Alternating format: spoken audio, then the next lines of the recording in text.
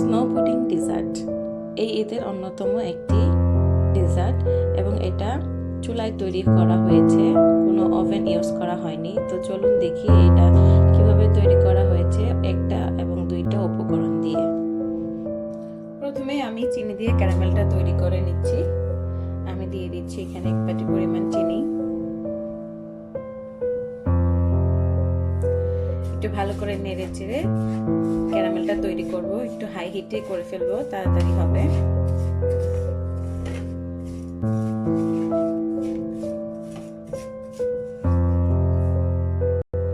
তো দেখুন ক্যারামেলটা তৈরি হয়ে গিয়েছে খুব সহজেই। 1 মিনিটের মতো সময় লেগেছে, আমি হাই হিটে করেছি। এখন আমি এটার মধ্যেই স্নো পুডিংটা বসাবো, তাই আমি এটার মধ্যেই ক্যারামেলটা নিয়ে নিচ্ছি। গরম গরম অবস্থাতেই নিয়ে নিতে হবে, খুবই সাবধানে, কারণ অনেক গরম। এবং চতুর্দিকে এইভাবে আমি লাগিয়ে নিচ্ছি, তাতে ক্যারামেলটা চতুর্পাশে বসবে এবং কেকটা দেখতেও সুন্দর লাগবে বা পুডিংটা।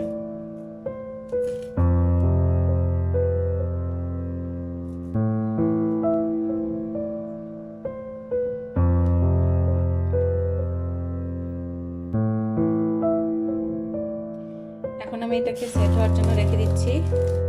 আমি এখানে মিডিয়াম সাইজের 2টা এগ নিয়ে নিয়েছি। আমি শুধু ডিমের সাদা অংশটা নিয়েছি, আর দেখুন কুসুমটা বা ইয়কটা আমি আলাদা করে রেখেছি, সেটা আমার লাগবে না, শুধু এগ হোয়াইটটাই লাগবে। এখন আমি এটাকে মিক্স করব। আপনারা চাইলে এরকম একটা হুইস্ক দিয়ে বা ফর্ক দিয়ে এটাকে হুইস্ক করতে পারেন। আমি সময় বাঁচানোর জন্য ব্লেন্ডার দিয়ে ইউজ করব। আমি এই হ্যান্ড মিক্সারটা বা হ্যান্ড ব্লেন্ডার নিয়েছি। তো দেখুন এইভাবে হচ্ছে। আর দিয়ে দিচ্ছি হাফ কাপ পরিমাণ চিনি। এখন এটাকে আমি আবার মিক্স করব।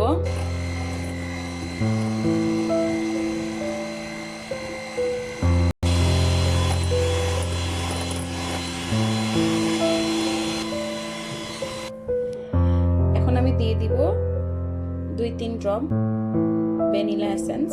আপনারা চাইলে যে কোনো এসেন্স ইউজ করতে পারেন ফ্লেভারটার জন্য। ভালো করে মিক্স করে নিব আবার।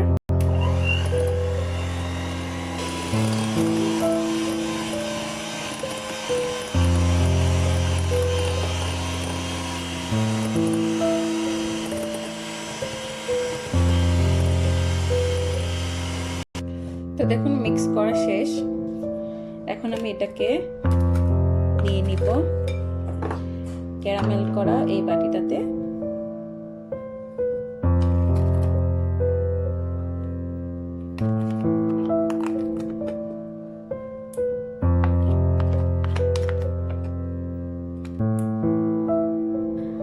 তো দেখুন নিয়ে নিলাম বাটিতে।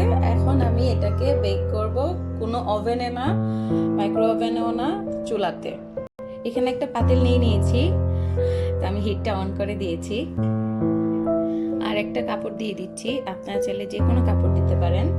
এখন দিয়ে দিব পানি।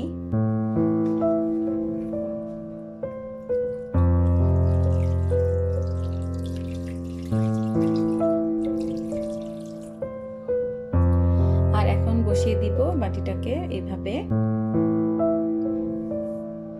চাইলে একটা ফয়েল পেপার দিয়েও বাটিটার মুখটা ঘুরে দিতে পারেন এইভাবে।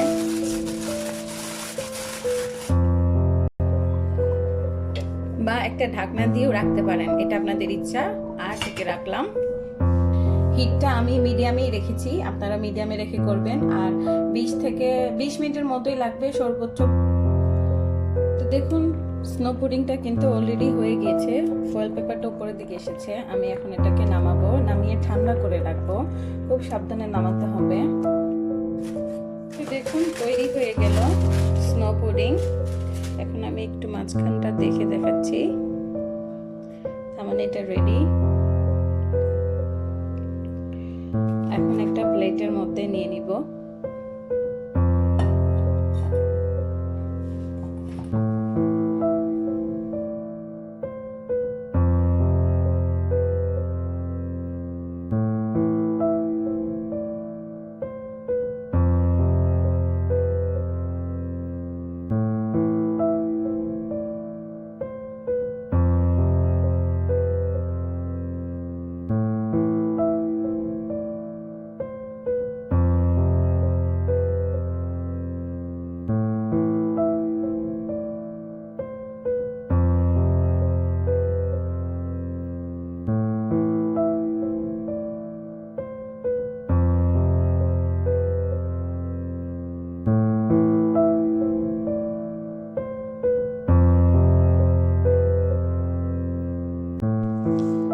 আজকের এই রেসিপিটা আপনাদের কাছে ভালো লেগে থাকে তাহলে বেশি বেশি শেয়ার করবেন, সাবস্ক্রাইবে ক্লিক করে আমার পাশে থাকবেন।